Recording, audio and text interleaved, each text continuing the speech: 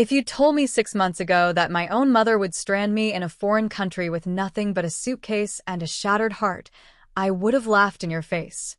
Not because it sounded impossible, but because I loved her too damn much to believe she'd ever do something like that. I've always believed that loyalty ran deep in families, especially ours.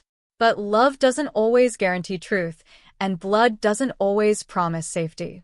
My name is Rachel McAdams, and I'm a 29-year-old marketing manager from Charleston, South Carolina. I've lived most of my life in the same white-painted colonial house with green shutters and a wraparound porch. It's a house that sits like a weathered monument at the end of Waverly Lane, tucked beneath a canopy of moss-covered oaks. That house saw birthdays, heartbreaks, hurricanes, and now, betrayal. My mother, Jeanette McAdams, raised me on her own after my dad left when I was 6. She never remarried, never brought another man into our home. It was just the two of us. She had this deep-seated belief that men were unreliable, that independence was the only way to survive in this world. And for the most part, I believed her. I watched her work 2 jobs to put me through school. I watched her fix leaking pipes and mend broken fences without ever asking for help. She was iron-willed and emotionally unpredictable, but she was mine, and I was hers. Growing up, my mother had one dream she never let go of: to go to London. Not Paris, not Rome, just London. She talked about it the way people talk about a childhood friend they never got to say goodbye to. She used to keep this dusty wooden shelf above the fireplace with snow globes from cities she'd never been to: Big Ben, the Tower Bridge, Buckingham Palace. I remember once, when I was 10, she said, "If I ever step foot in Harrods, I can die happy." I thought it was just one of those harmless, wistful things people say. I didn't know she meant it literally. So when my firm handed me a $12,000 bonus last Christmas for landing the Thompson Logistics account, I didn't think twice. I could have put it toward my student loans or saved it for a down payment on a better car. But instead, I booked the trip of her dreams.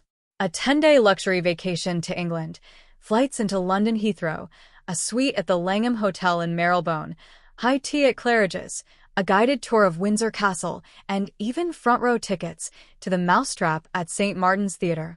I wanted to give her something she could hold on to, something that made up for all the years she'd given up for me. When I handed her the envelope on Christmas morning, she looked at the itinerary in stunned silence. Her hands trembled. "London?" she whispered, like she couldn't believe her eyes. "For real?" I nodded. She started crying, then laughing, then crying again. She hugged me so tight I could barely breathe. "You're the best thing that ever happened to me, Rachel." That sentence stuck with me longer than I ever expected it to. We flew out in late March. Spring in Charleston was already blooming with warm breezes and pink dogwoods, but London welcomed us with clouds and a kind of drizzle that felt like walking through mist. I didn't care. Seeing the look on her face when we stepped outside Heathrow was worth every dollar. She took in the sights with wonder in her eyes: the double-decker buses, the black cabs, the historic buildings towering over busy streets. She walked through London like it was something she was owed. At first, everything was perfect. We did all the touristy things: Buckingham Palace, the London Eye, Westminster Abbey. We strolled along the Thames, arm in arm, like 2 American women on an adventure. I snapped pictures of her smiling under gray skies, shopping for scarves on Portobello Road, sipping overpriced cocktails in Mayfair. She had this glow about her, like something inside had finally clicked into place. I felt proud. I'd done something good, something that mattered. By the 4th day, though, I noticed something was off. She became distant, distracted. She started going off on her own during the day, telling me she needed some solo time to really feel the city. That didn't sound like her. We'd always been close, codependent even. And now, she was ducking away with her phone clutched close, whispering into it like a teenager on a secret call. Once, I glanced at her screen and saw a message from someone named Martin. When I asked who he was, she laughed it off. "Just an old friend who lives here." Small world, huh? Small world, my ass. I should have paid more attention to that name. The turning point came on the night we had tickets to the Mousetrap. We were supposed to have dinner beforehand at this cute bistro in Covent Garden, but she bailed last minute, claiming she felt a bit under the weather. I offered to stay with her, but she insisted I go alone. "I don't want you to waste those tickets," she said with a weak smile. So I went. I sat in the theater alone, watching a mystery unfold on stage, completely unaware that a real one was unfolding off stage, my own. I came back to the hotel just after 10:30 p.m. and instantly knew something was wrong. The room was quiet, too quiet. Her suitcase was gone. Her coat, her purse gone. I searched the drawers, the closet, even under the bed. I checked the safe. That's when the real panic hit me. My passport, the one I'd locked away carefully when we arrived, was gone, too. Gone. Just like her. I stared at the empty room, my heartbeat thudding in my ears. For a full minute, I convinced myself there had to be a mistake. She wouldn't do this. She couldn't do this. But as I sank onto the edge of the bed, the truth hit me like a punch in the stomach. She'd left me. And not just left me. She had taken from me my trust, my identity, my way home. And somewhere across the city, maybe even across the country by now, she was walking through London not as a tourist, but as someone who had no intention of ever coming back. London greeted us with gray skies and a light drizzle, the kind that seeps into your coat but somehow adds charm to the city. My mother, Jeanette, stepped off the plane in her burgundy velvet blazer and wide-brimmed hat like she was starring in a BBC drama. She didn't even seem tired from the 8-hour flight. "Smell that," she said as we exited Heathrow, breathing in the crisp air like it was laced with royalty. "That's freedom, Rachel." I smiled. I was just happy she was happy. For the first 3 days, it was exactly what I imagined. We checked into the Langham, a 5-star hotel that smelled like fresh lilies and had pillows so soft they felt illegal. She gasped at the marble bathtub and the view of Regent Street from our balcony. I let her have the larger bed. She insisted we get room service for dinner the first night, sipping 14-pound gin and tonics while wrapped in a monogrammed robe, flipping through British television like she owned the place. We did everything she dreamed of. We toured Westminster Abbey, and she lit up when we passed the grave of Charles Dickens, her favorite author since high school. We took a picture outside Buckingham Palace, though the guards looked like they'd rather be anywhere else. One afternoon, we splurged on high tea at Claridge's, tiny cucumber sandwiches, clotted cream, and a 3-tiered tray of pastries that looked too delicate to eat. She giggled like a child when they poured the tea from a silver pot. "You've given me the world," she whispered across the table. And I believed her. But by the 4th day, something shifted. It was subtle at first. She started waking up earlier than me. Unusual, given her history of sleeping in until noon on vacations. I'd come out of the bathroom to find her dressed and texting someone on her phone, quickly locking the screen as soon as I entered the room. When I asked what she was doing, she'd wave it off with a smile. "Just catching up with a friend. Someone I used to know from way back." On the morning of day 5, she told me she wanted to explore the city on her own. I stared at her, puzzled. "But I planned our whole itinerary," I said, slightly wounded. "We have the Tower of London tour at 11. "You go," she said breezily, applying her lipstick in the mirror. "I'll meet you for dinner. I just want to soak things in by myself. Get lost in the city a bit." It felt strange. Mom had never been the wander alone in a foreign city type. She was the woman who once refused to go to the gas station after dark. And now she was casually navigating London solo?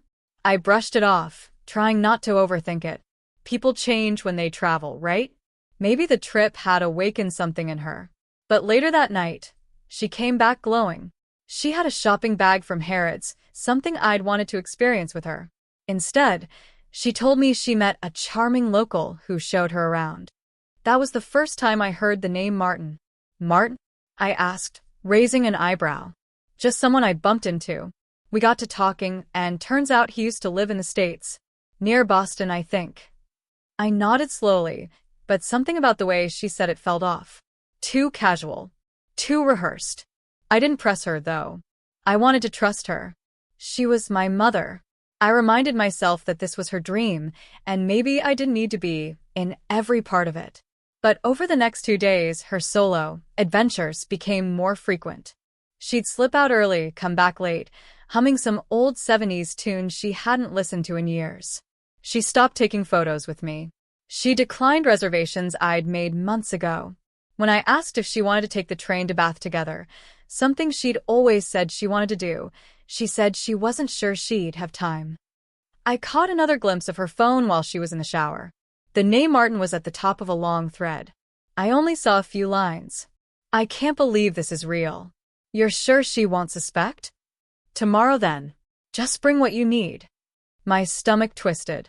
I backed away from the phone, heart racing. What the hell was happening? That night, I took her to a charming little restaurant in Soho, my last attempt to pull things back to the way they were. We barely spoke through the meal. She picked at her pasta, checking her phone every 5 minutes. When I reminded her we had front-row tickets to the Mousetrap, she gave me a weak smile. I think I'm coming down with something, she said. Why don't you go without me? It was like talking to a ghost of the woman I brought to London. I wanted to scream, but I didn't. I told myself she was just tired. Jet lag, maybe. A stomach bug. A headache. Anything but what my gut was screaming. So, I went to the show alone. I sat in the red velvet seat she should have been in, surrounded by couples and tourists. I tried to lose myself in the play, but all I could think about was the way she looked at me during dinner, like I was a stranger. When I got back to the hotel around 10:30 p.m., the room felt colder, quieter. Wrong. The first thing I noticed was the open closet. Her suitcase gone. I checked the bathroom. Empty. Her toiletries were missing. I called her name. Nothing. Her coat was no longer draped over the chair. Her shoes were gone. I lunged toward the safe. My passport, the only copy of my identity abroad, gone. At first, I thought maybe she had taken it by accident. Maybe she had mixed it up with her own. I called her phone. Straight to voicemail. I tried again. Same thing. I sat on the edge of the bed in complete silence, staring at the place where her suitcase had been. My chest felt hollow. My fingers went numb. She had left me. She took my passport my way home, and maybe, though I hated to admit it, my sense of who she even was. And she wasn't coming back. At first, I thought it had to be a joke. A cruel, twisted prank designed to teach me some kind of moral lesson I hadn't signed up for. Maybe she wanted to prove a point about dependence or boundaries or God knows what else. But as I stood there, in the quiet stillness of our luxurious hotel room with the scent of her perfume still clinging to the pillows, it became clear.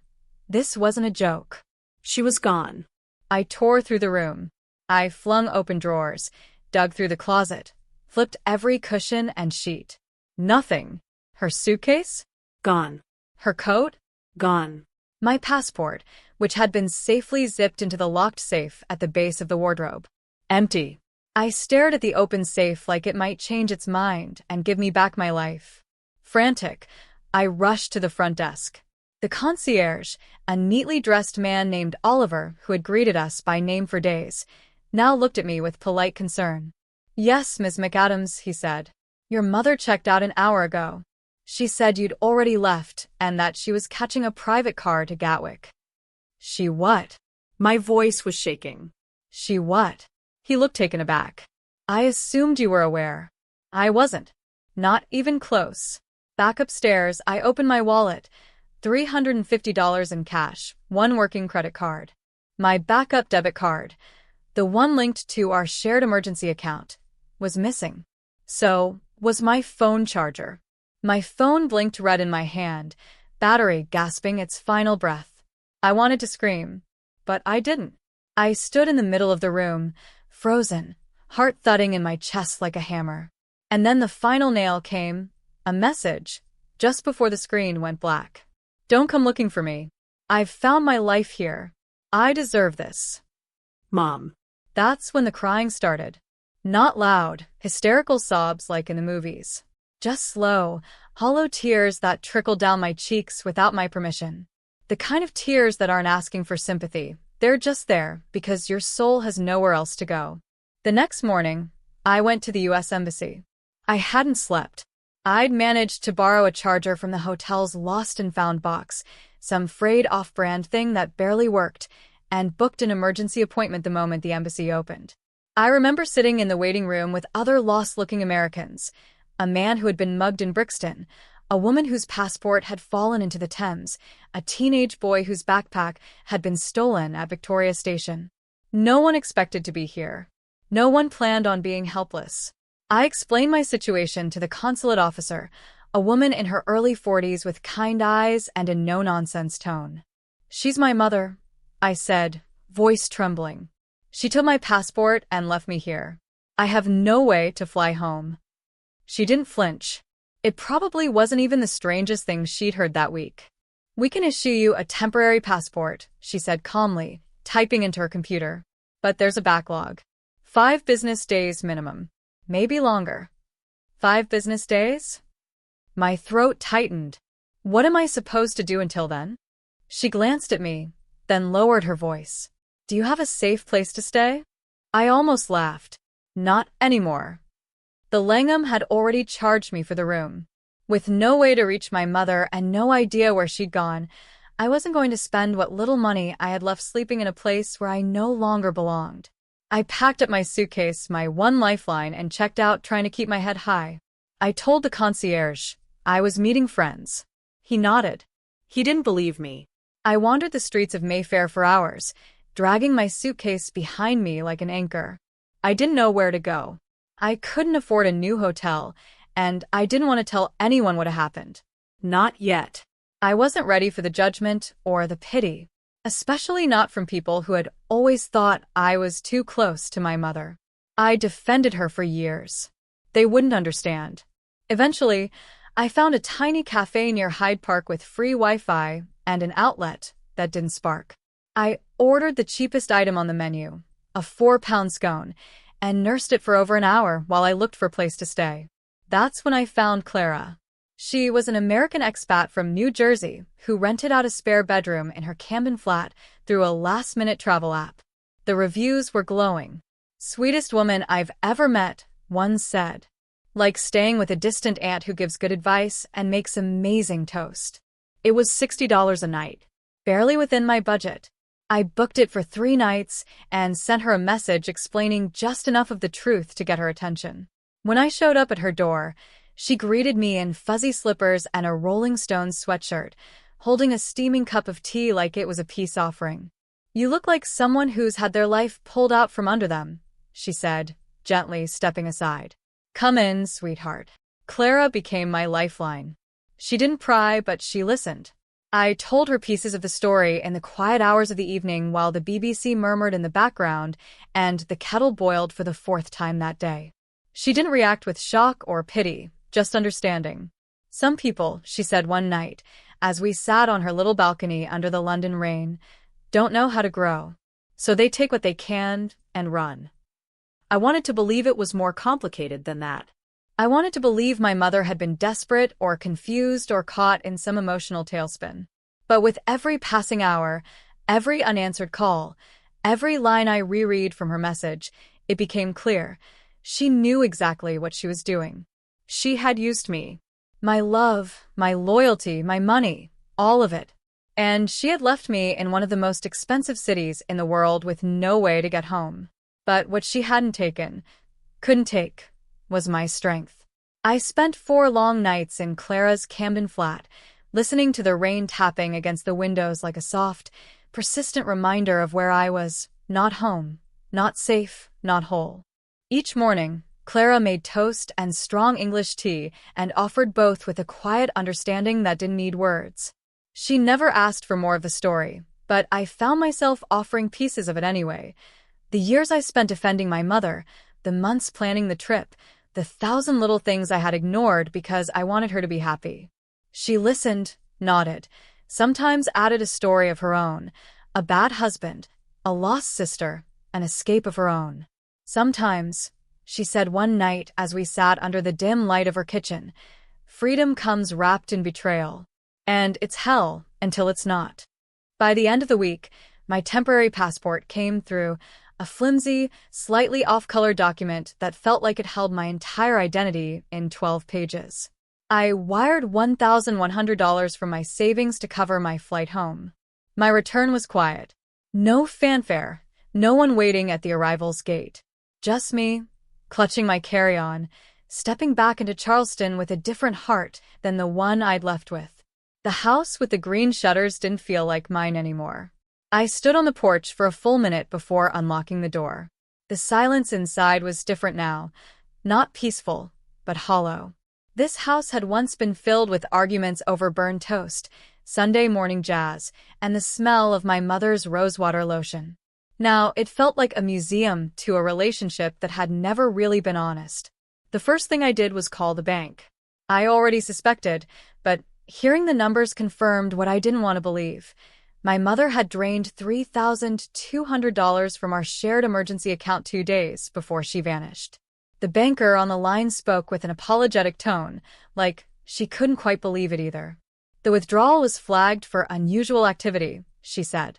But the card was authenticated. I'm sorry, Ms. McAdams. The damage was done. I hired a lawyer. Not because I wanted to sue my mother, there was no real way to do that, but because I needed clarity. I needed to know if there was anything I could protect.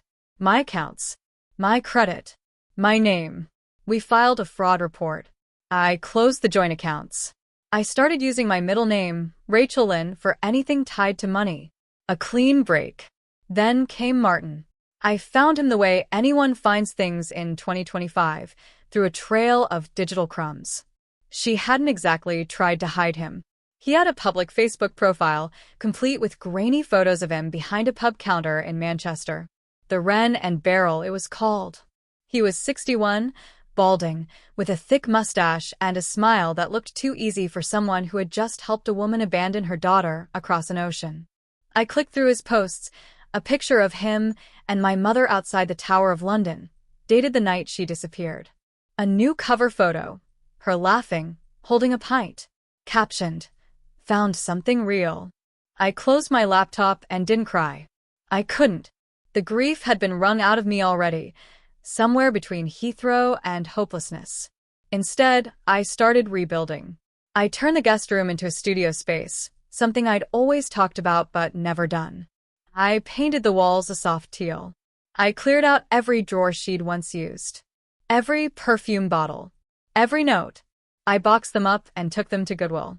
Not out of spite, but because I couldn't afford the wait. Then I booked a therapy session. And another. And another. Each week, I unpacked a different truth, that I had been carrying my mother's unhappiness for years, thinking it was mine to fix. That I had mistaken survival for closeness. That love, even when it's real, can turn into something sharp if you never set boundaries. I didn't tell many people the full story. A few close friends knew bits of it. My boss knew enough to understand why I took time off.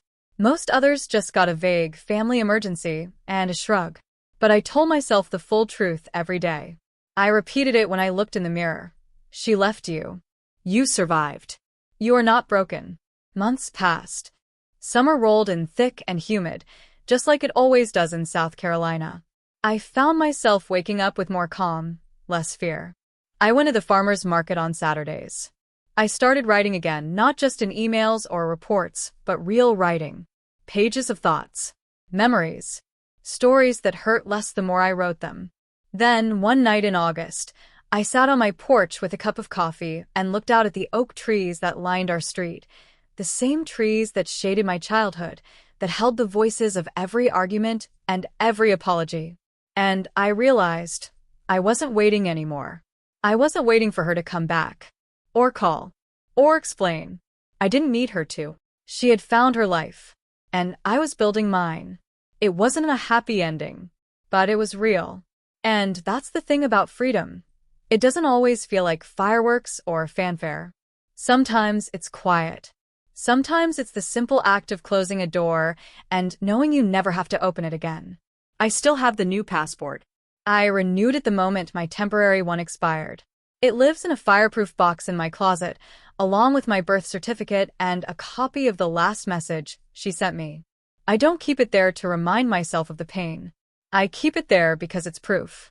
Proof that I got out, that I got home, that I'm still standing.